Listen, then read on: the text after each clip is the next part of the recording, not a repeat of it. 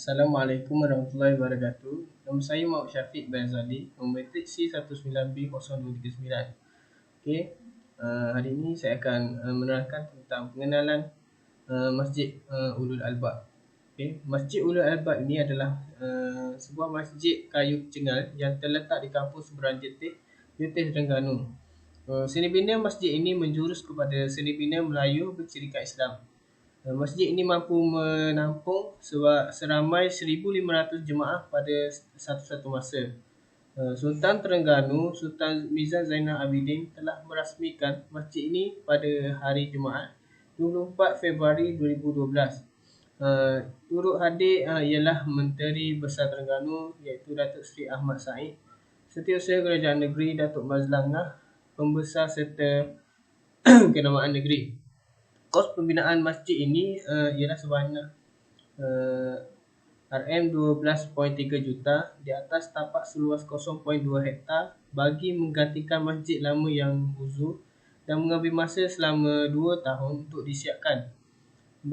Baginda menegaskan bahawa segala urusan pentadbiran masjid di Terengganu hendaklah mematuhi enakmen pentadbiran hal ehwal agama Islam Terengganu 2001.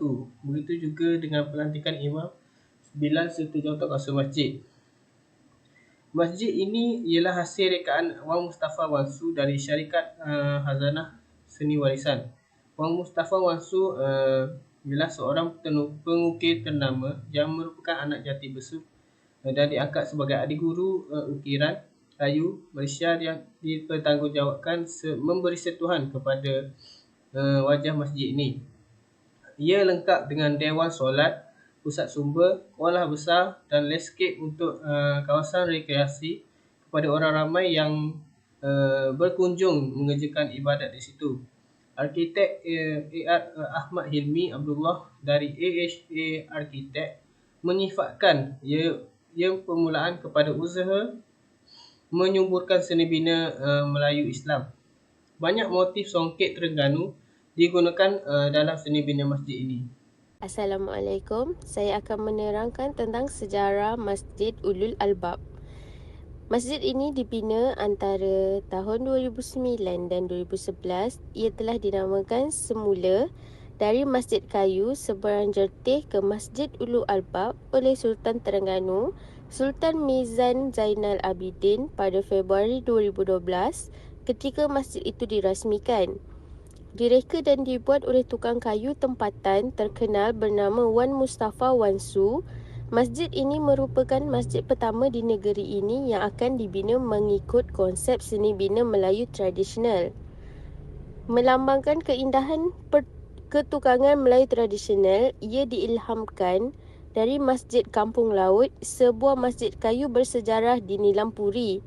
Masjid ini disusun menggunakan teknik tebuk pasak tradisional, pek dan sambungan, dan 100% dibina dari cengal, nyatoh dan bala kayu keras. Reka bentuk bumbungnya mengambil gaya perabung 5 rumah tradisional Kelantan. Motif arabesque dan bunga motif songket Terengganu serta ukiran halus dari kaligrafi Arab dan ayat-ayat Al-Quran dipaparkan di seluruh bangunan. Masjid Ulul Albab menempatkan sebuah dewan pelbagai guna di tingkat bawah, dewan doa utama di tingkat 2 dan sebuah perpustakaan di tingkat 3. Ia boleh menampung hingga 2,000 orang jemaah pada satu masa.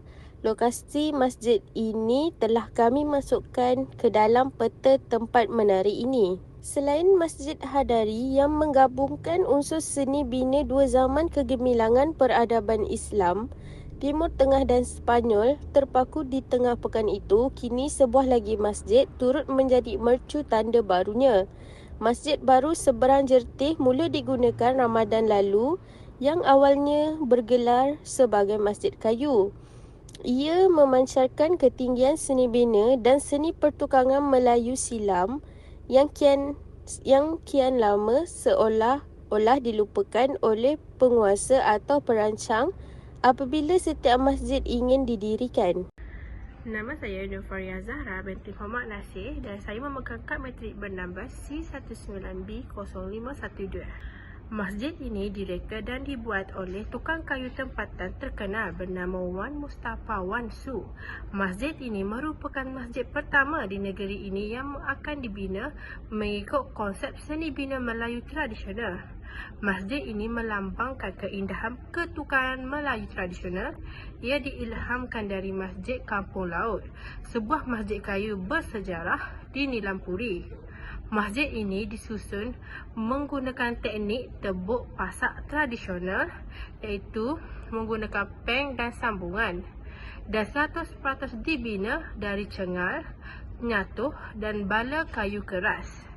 Reka bentuk bumbungnya mengambil gaya perabung 5 rumah tradisional Kelantan, motif Arabic skew dan bunga, motif songket Terengganu, serta ukiran halus dari kaligrafi Arab dan ayat-ayat Al-Quran dipaparkan di seluruh bangunan.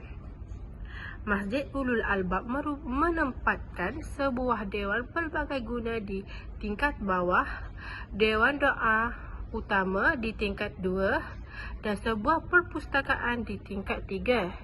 Ia boleh menampung sehingga 2,000 jemaah pada satu masa. 6 kepala tangga masjid dilakarkan dengan ukiran abstrak yang menggambarkan ombak dan penyu membawa simbol perjalanan berona yang belum terhenti dan masih jauh. Tempayan dan gayung diletakkan di anak tangga untuk bilasan kaki yang mungkin, mengingatkan agar langkahan untuk ke ruang sujud perlu bermula dengan jasad dan jiwa yang bersih. Keseluruhan bangunan masjid dilapisi dinding janda berhias, manakala 12 pintu utama ruang solat dihiasi dengan corak awan larat dan pagar mimbar mengambil motif tenunan songket Terengganu. Ukiran ayat suci Al-Quran dan doa di pintu utama masjid, manakala di sekeliling bumbung dikenali sebagai andam-andam dipasang dengan kaligrafi kayu. Syarikat Mira Murni Sandian Berhad dipertanggungjawabkan bagi membina dan di bawah pengurusan Jabatan Hal Ehwal Agama Terengganu. Assalamualaikum warahmatullahi wabarakatuh. Nama saya Muhammad Firdaus bin Irani bernombor aplikasi 19E0302. Dari ini saya akan menerangkan tentang teknologi di Masjid Ulul Albab. Masjid ini hasil rekaan Wan Mustafa Wan Su daripada Syarikat Khazanah Seni Warisan. Wan Su Mustafa Wan Su seorang pengukir ternama yang merupakan anak jati Besut dan diangkat menjadi sebagai seorang adik guru ukiran kayu di Malaysia dan dipertanggungjawabkan memberi sentuhan kepada wajah masjid ini. Tiang dan lantai masjid 3 tingkat ini menggunakan simen dan bersalut kayu. Masjid ini mengambil contoh seni bina Masjid Kampung Laut Tumpat, iaitu masjid tertua di Malaysia yang dikatakan telah berusia lebih 250 tahun. Lantainya ditinggikan dari paras tanah untuk mengelakkan air dan binatang daripada memasuki masjid. Bumbungnya pula berbentuk atap tumpang bertingkat 3 yang meruncing ke atas untuk melancarkan penyaliran air hujan agar tidak mudah mereput bahan kayu. Di antara tingkat-tingkat bumbung terdapat ruang berbentuk jendela untuk penyaliran udara dan cahaya untuk menyaman dan memberi keselesaan manakala dinding, jendela dan dejala menepati fungsinya. Sebenarnya kesimpulan, bangunan-bangunan ini amat bermakna dan memberi kesan yang nyata dari segi fizikal, bandar dan kesan emosi kepada masyarakat. Ia merupakan bukti yang tertera atas kemahiran, kemajuan budaya dan tamadun sesuatu bangsa tersebut.